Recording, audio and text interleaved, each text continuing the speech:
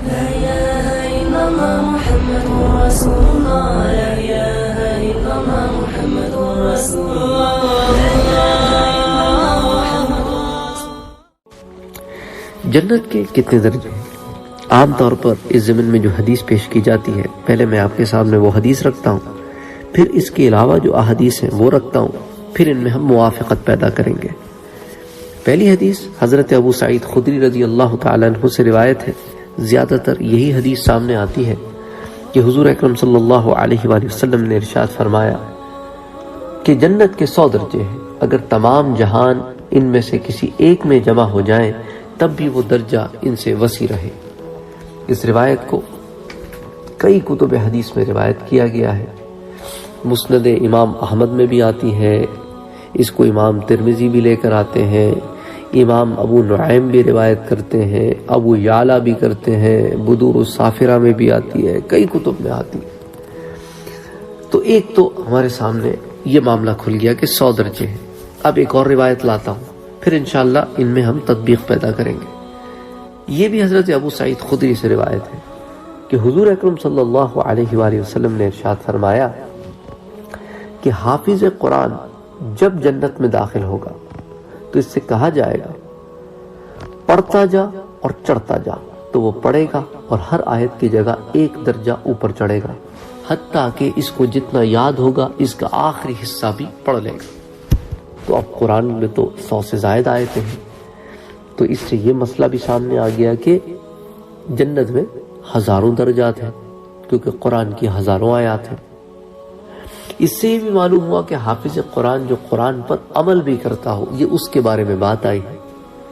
وہ جنت کی اعلیٰ درجات پر فائز ہوگا، بشرطے کہ اس کو قرآن پاک کا کافی حصہ یاد ہو، لاپرواہی سے بھول نہ جائے۔ اس کے اوپر بھی ہم پہلے بات کر چکے ہیں کہ جو لاپرواہی سے بھول جاتے ہیں ان کے ساتھ کیا ہوگا۔ اچھا، اور اس حدیث سے یہ بھی معلوم ہوا کہ جنت کے درجات 100 سے زائد ہیں، اور اگر 100 درجات ہیں جیسا کہ پچھلی حدیث میں میں نے آپ سے بیان کیا،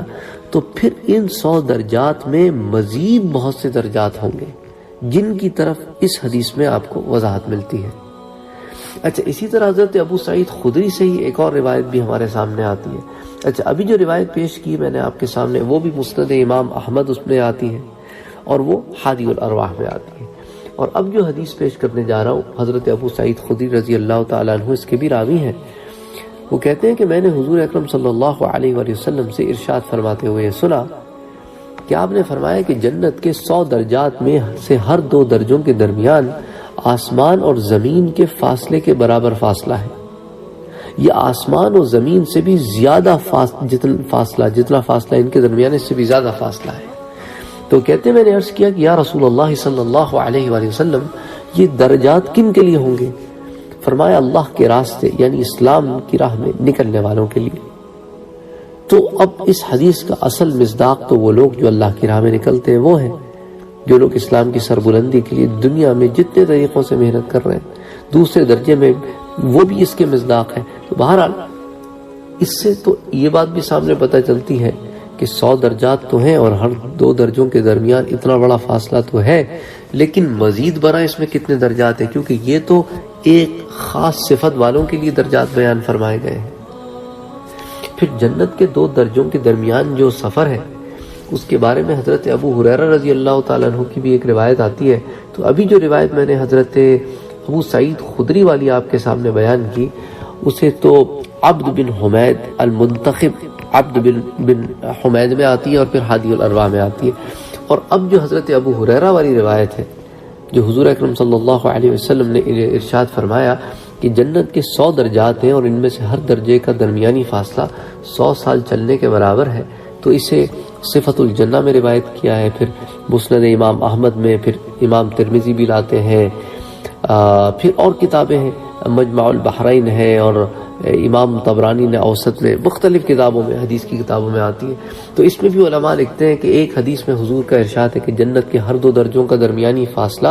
آسمان و زمین کے فاصلے کے برابر ہے، اور ایک حدیث میں حضرت ابو ہریرہ سے مرفوع روایت ہے کہ ہر 2 جنتوں کے درمیان 500 سال کا فاصلہ ہے۔ تو تو اس میں کوئی تضاد نہیں ہے، یہ جنتوں کے متعلق ہے کہ مختلف جنتیں مختلف درجات پر ہوں گی، اور یہ بھی ہے کہ ہر جنت میں پھر کتنی اور جنتیں ہیں اس کے بارے میں بھی تو ہمیں نہیں پتا نا، یہ تو اللہ تعالیٰ ہی بہتر جانتے ہیں۔ تو جنت کے ہر دو درجوں کا جو درمیانی فاصلہ آسمان و زمین کے فاصلے کے برابر ہے،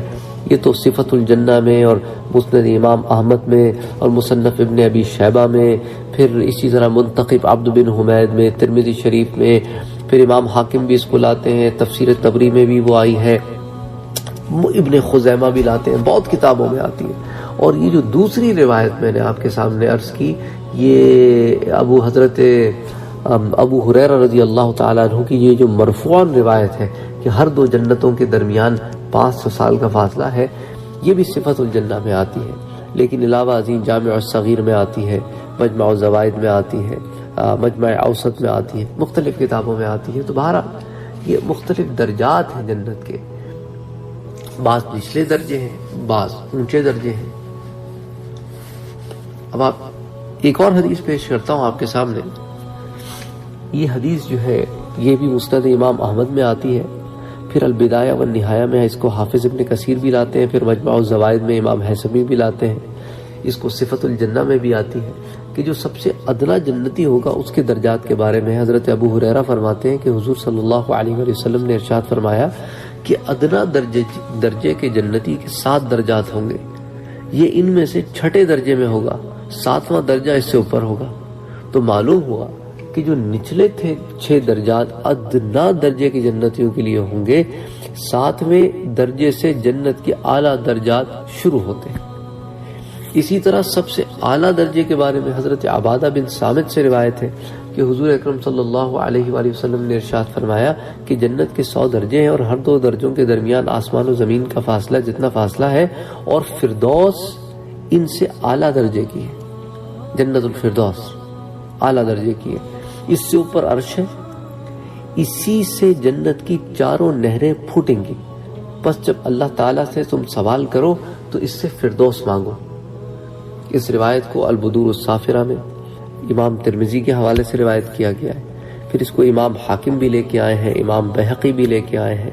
مسند امام احمد میں بھی آتی ہے، کئی کتب حدیث میں یہ حدیث آتی ہے۔ تو بہرحال یا بتانے کا مقصد یہ تھا کہ اللہ تعالیٰ کی جنت نہیں، وہ اس کے پاس جنتیں ہیں، پھر ان میں کئی درجات ہیں، اور پھر اندر بھی کئی درجات ہیں۔ میرا رب ہی جانتا ہے کہ اس کی جنت کتنی بڑی ہے۔ وما علینا الا البلاغ۔